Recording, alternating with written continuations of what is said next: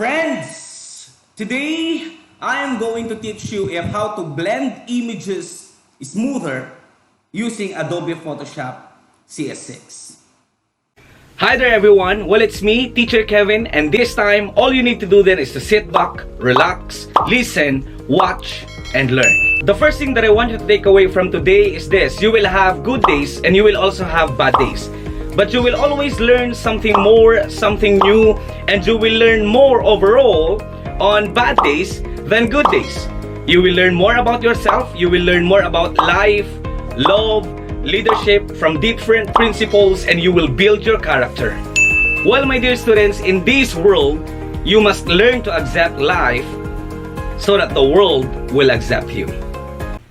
Alright, so just like what I've said, my dear friends, today I'm going to teach you how to blend images. Well, basically, in blending images, we think of collage, and we typically do mixing images just as that. For example, image, we typically put it side by side, down, or up or down, right? And why not make an even better blending, right?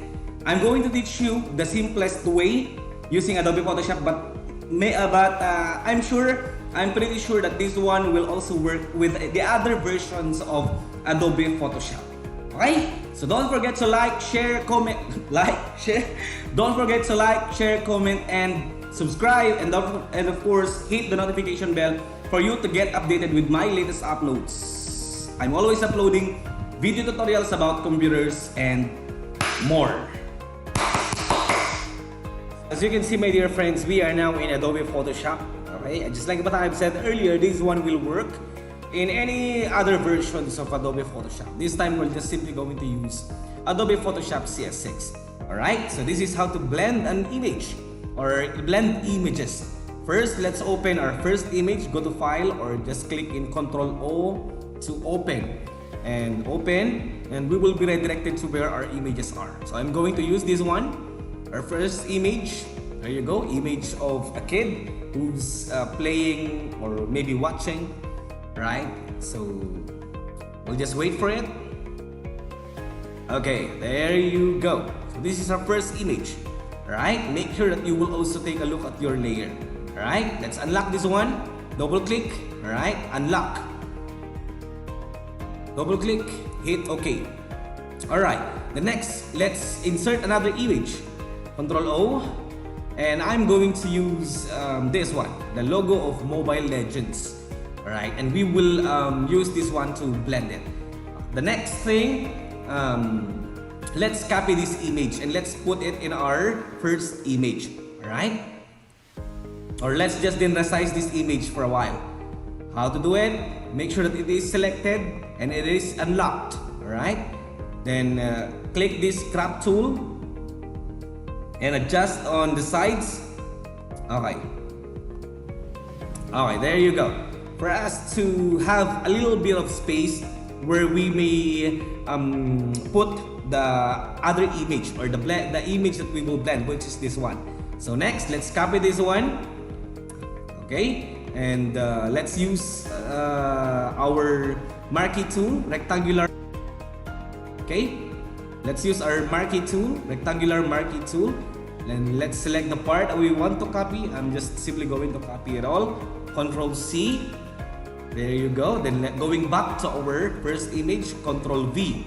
Alright, then let's align this or let's resize. Okay, simply Ctrl T, but make sure that it is selected in our layer.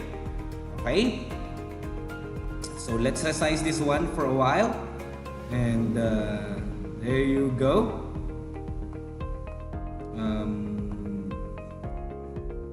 We just mix it this way. Alright, hit enter. The next, let's blend this one, my dear friends. How to do it? Click on the second image that you've inserted.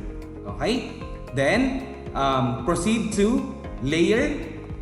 Okay, then you can see here the layer mask. Click in reveal all. Reveal all, that's good. The next, proceed to gradient tool. There you go. You can see here the gradient tool, right? And we have different options here. Right click, the gradient too, and we can see this drop down menu, my dear friends. In blending an image, always use this one, the first default option, the black and white. This one, foreground to background. Okay, click, and in here this will just then be a matter of control. All right, I will just then control this one. For example, left click. There you go. As you can see, there's a line in this part, my dear friends, and just move it to blend the image with the other image. Okay, there you go. It's just a matter of playing the image. There you go. Once more. There you go. You may also blend this image using the different directions based. Okay, so that's the result when I use the other direction. Control Z. So again, we'll use the same method. Okay, there you go. There you go. All right, done. That's what we call smooth blending, my dear friends, using the layer mask. Okay, so that's just simply how it is. If you were not able to understand it, just repeat this video. Thank you so much for watching. Don't forget to subscribe. Bye bye.